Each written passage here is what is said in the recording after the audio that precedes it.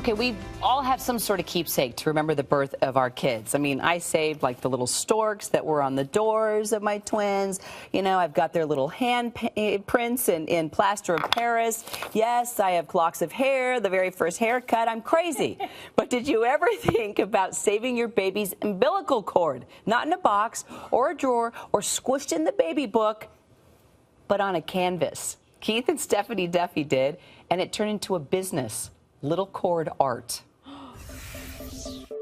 Stephanie, I'm assuming that when you tell folks what you do, that they look at you like, what? Pretty much. Yeah, a little bit. I think what they're envisioning is something very different than what we're producing. They're envisioning the dried up little piece of umbilical cord when really we're photographing a magnification of the cells that are beautiful colors and as you can see behind us, just looks like impressionist art. That's what I was envisioning, that moment where I'm looking at my son's little stump and my daughter's little stump, and I thought, oh, I don't want to let this go. And my husband said to me, that's disgusting, Kara, toss those away. Tell me how you take that and make it look so beautiful, Keith. Essentially what you need is fresh umbilical cord tissue, which you end up putting in a formalin jar to preserve it.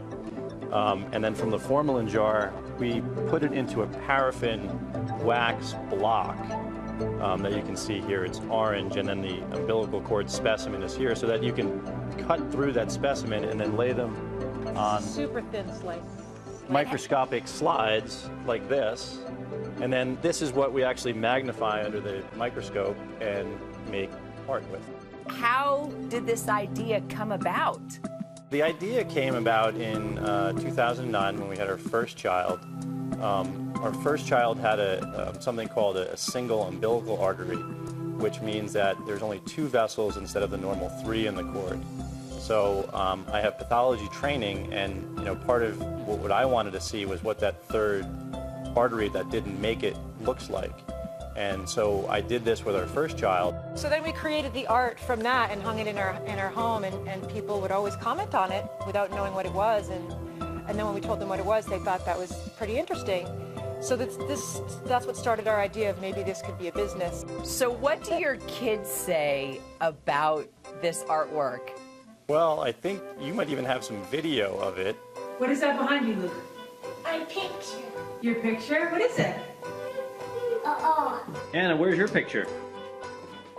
Is that it? It's so funny because usually kids look at an ultrasound picture and they learn, oh, that's me in mommy's tummy. Now they're looking at this canvas saying, hey, that's me. Here's what I find interesting too. Neither one of you are artists, right? Well, yeah, we appreciate art. We appreciate art. Yeah, that's the thing. And everything I do sort of in my other life as a physician is sort of science and art. I do pathology, which so I get to look at these different structures every day, not just umbilical cords, but everything else.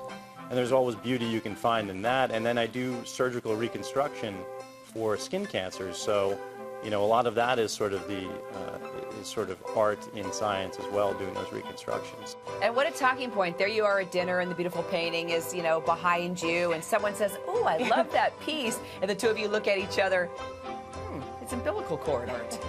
Yeah, it's a little... say, we'll tell you about it after you're done eating. Yeah, it's a little giggle, a little sip of wine, and then you get into it. And when it opens up, it's actually really fun to talk about.